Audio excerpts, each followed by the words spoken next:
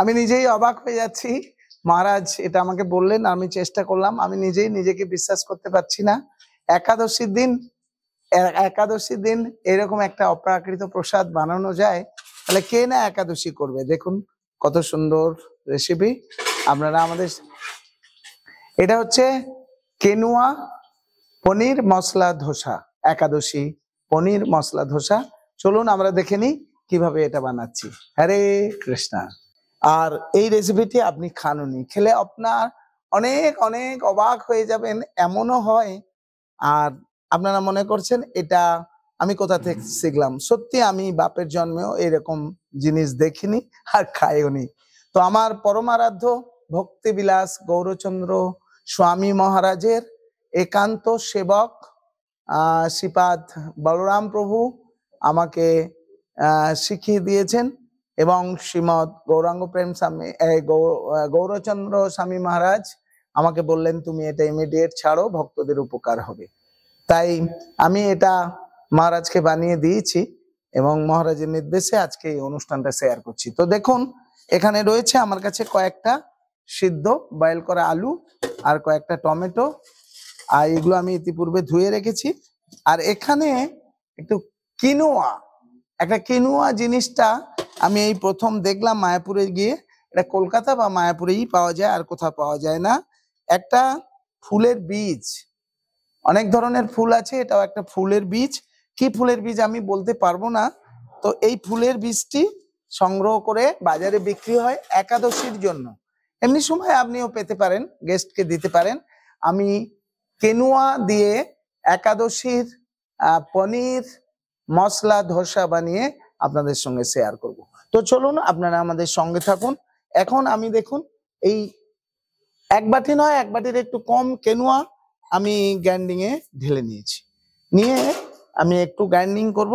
আপনি খেয়াল রাখবেন এটা কিন্তু একাদশীর প্রসাদ। এটা আমি একটু জল দিয়ে গ্রাইন্ডিং করে নিচ্ছি। আমি আসছি, আপনারা আমাদের সঙ্গে থাকুন। আমি একটু বিট লবণ এর মধ্যে দিয়ে দিচ্ছি 1 চামচ মতো। দেখুন 1 চামচ বিট লবণ দিয়ে দিলাম। তো আপনারা দেখতে পাচ্ছেন এটা আমার বাড়ির ঘি, এখনো পর্যন্ত কিছু করা হয়নি। বাড়ির ঘি 1 চামচ আমি কড়ার মধ্যে দিয়ে দিলাম, এখনো তোলা হয়নি। আমি একটুখানি জিরে এর মধ্যে ফোড়নে দিয়ে দিলাম স্ট্যাপিং তৈরি করার জন্য। আর এখানে 2টো কাঁচা লঙ্কা দিয়ে দিলাম, ব্যাস হয়ে গেল। আর এটা একটু নাড়তে থাকলাম। তারপর এর মধ্যে আমি টমেটো দিয়ে দিলাম। টমেটোটা একটু নাড়াচাড়া করে নিলাম। দেখুন একটুখানি বিট লবণ দিয়ে দিচ্ছি, যেহেতু এটা একাদশী বা যে কোনো ফাস্টিং এ এগুলো আপনারা ব্যবহার করবেন। উপবাসের দিন অনুকল্প প্রসাদ হিসাবে যা ব্যবহার করা যায় সেখানে এটা পেতে পারেন। এখন আমি দেখুন এইটা এইভাবে আলুগুলো একটুখানি চক করে করে দিয়ে দিচ্ছি। এটা গোটা থাক অসুবিধা নেই। আপনি ধোসা, এটা মশলা ধোসা, মশলা ধোসার উপরে আলুগুলো যেমন খুব একটা পেস্টিং থাকে না, একটু গোটা গোটা থাকে, ঠিক সেরকম।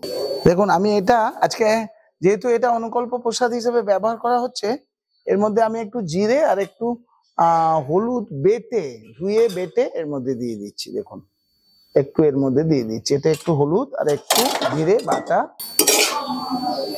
ব্যাস আমার এটা হয়ে গেল। এখন আমি এর মধ্যে একটু পনির দিয়ে দেবো। দেখুন তা পনিরটা আপনি যেভাবেও দিতে পারেন, এইভাবে হাতে চপ করে দিতে পারেন, বাড়ির পনির তো ভালো লাগবে।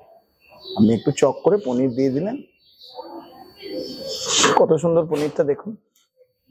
বাড়ির সঙ্গে সঙ্গে আমি একটু করে আনলাম, একদিন আপনাদের দেখাবো, শেয়ার করবো। পনির বাড়িতে তৈরি করছি, আগে দেখিয়েছিলাম, আমার ডেস্টিনেশন বক্সে আছে পনির তৈরি, আবার একদিন দেখাবো ভালো করে। এখন এই যে ধোসা, কেনুয়া ধোসা, আপনি এই যে মশলা ধোসাটি আপনি বানাতে পারেন। এবার আমি এটাকে ঢেলে নিলাম, এটা ধুয়ে রাখুন।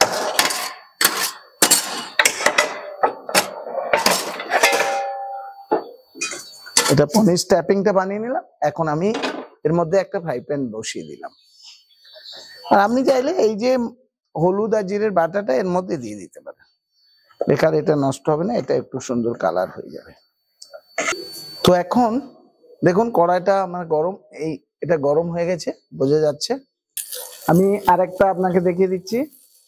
দেখুন এভাবে একটু ঘিটা সারা জায়গায় চাড়িয়ে দেবেন। আমার আমার আগের কিছু রেসিপিতে আপনারা দেখে থাকবেন, এভাবে বেগুনের খোসা দিয়ে একটু ঘি লাগিয়ে দেবেন, সব দিকে হয়ে যাবে। ব্রাশ, অনেক সময় ব্রাশ গুলো পুড়ে যায়, দিলেন। দেখুন এবারে আপনি 2 চামচ এর মধ্যে ঢেলে দিলেন। এবার এটা একটু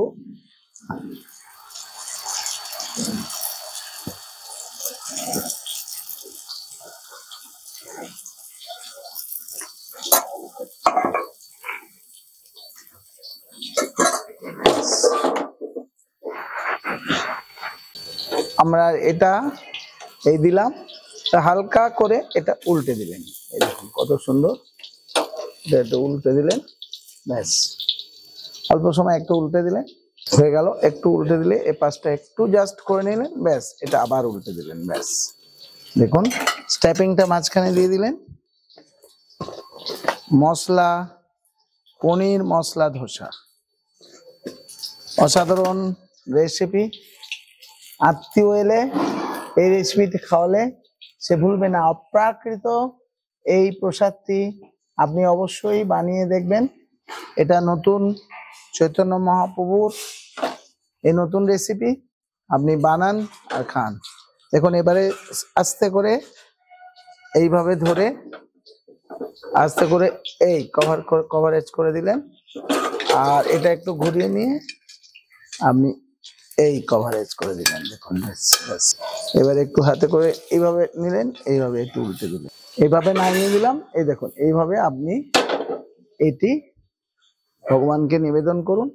যার সাথে আমার সস আছে দেখেছেন, আমার চাটনি আছে, যার সাথে খুশি এটি আপনি গোবিন্দকে নিবেদন করুন। কত সুন্দর, অসাধারণ একটা রেসিপি, মচমচে এবং সুন্দর। এই যে রেসিপিটি আপনি আত্মীয় স্বজনকে একবার বানিয়ে দিলে সে আর ভুলতে পারবেন না এই রেসিপিটির কথা। হরে কৃষ্ণা।